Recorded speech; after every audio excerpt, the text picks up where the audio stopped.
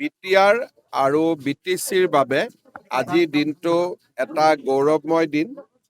আমাৰ বিটিচি সচিবালয় নিৰ্মাণ হোৱাৰ পিছত EM আৰু MCLA সকলৰ কোৱাৰ্টাৰ নিৰ্মাণ নোহোৱাৰ বাবে বিভিন্ন EM MCLA সকল ভাড়াঘৰত থাকিছিলে, জনতাই লগ পোৱাত অসুবিধা হৈছিলে আৰু তেওঁলোকৰ নিজৰ মাজত সমন্বয়ৰো অভাৱ হৈছিলে।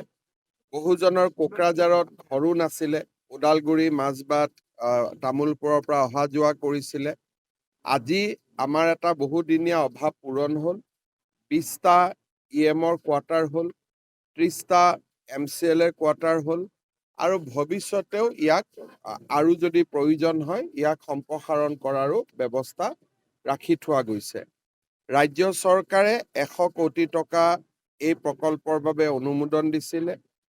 কিছু বছৰ আগতে বিটিআৰ মুখ্য কাৰ্যবাহী সদস্য প্ৰমোদ বড়ো, UG ব্ৰহ্ম ডাঙৰীয়া আৰু মই ইয়াৰ আধাৰশিলা কৰিছিলোঁ আৰু এই অনুষ্ঠানকেইটা আধাৰশিলা কৰাৰ পিছত উদ্বোধন কৰাৰো আজি আমাৰ সৌভাগ্য হ'ল।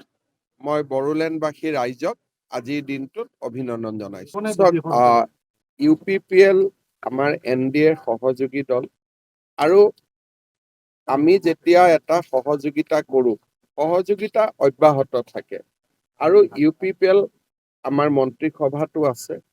খালি বিটিচি বা বিটিআৰৰ নিৰ্বাচনটো আমি কেনেকে খেলোঁ সেই বিষয়ে প্ৰমোদ বড়ো আৰু দিলীপ শইকীয়া ডাঙৰীয়াই আলোচনা কৰিব। কিন্তু NDAত UPPL আছে আৰু NDA হিচাপতে আমি বন্ধুত্বপূৰ্ণভাৱে আমি কাম আগতেও চলাই আহিছোঁ আৰু এনেকে চলি থাকিব। বড়ো শান্তি চুক্তিয়ে আজি গোটেই অসমৰ, অকল বড়োলেণ্ডে নহয়, সমগ্ৰ অসমলৈ শান্তি আৰু সম্প্ৰীতি কঢ়িয়াই অনা এক ব্যাপক ভূমিকা পালন কৰিবলৈ সক্ষম হৈছে। আজি আপোনালোকে মনত ভাবি চাওক যে 17 ফেব্ৰুৱাৰী তাৰিখে অসম বিধানসভাৰ অধিৱেশন কোকৰাঝাৰত অনুষ্ঠিত হ'ব। যিটো সময়ত অসমক বিভাজনৰ কাৰণে আন্দোলন কৰা হৈছিল। অসমৰ একতাৰ মূল প্ৰতীক বিধানসভাখনেই কোকৰাঝাৰত হ'ব। আৰু যদি বিধানসভাখনলৈকে চায় তেতিয়াহ'লে তাত দেখিব যে য'ত এসময়ত অসমীয়া ভাষা তাত অকল একমাত্ৰ ভাষা আছিল, আজি তাত বড়ো ভাষা আৰু বড়ো কলা সংস্কৃতিয়ে গৌৰৱময় স্থান দখল কৰিছে। এসময়ত অসম বিভাজনৰ কথা কোৱা হৈছিলে, কিন্তু আজি অসম একতা থকাৰ লগে লগে বড়োলেণ্ড অঞ্চলত ভাবিব নোৱাৰা উন্নয়ন।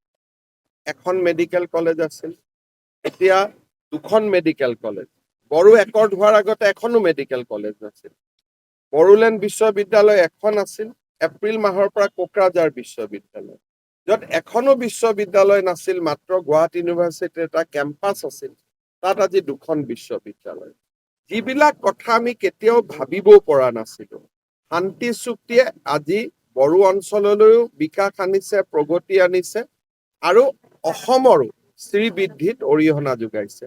গতিকে বড়ো চুক্তিয়ে যেনেকে বড়ো লোকসকলৰ আশা আকাংক্ষা পূৰণ কৰিছে, সেই ধৰণে বৃহত্তৰ অসমৰো আশা আকাংক্ষা পূৰণ কৰিছে। অসমলৈ বিনিয়োগো আনিব আৰু ইনফ্ৰাষ্ট্ৰাকচাৰো আনিব আৰু এখন নতুন অসম নিৰ্মাণৰ কাম আৰম্ভ হ'ব।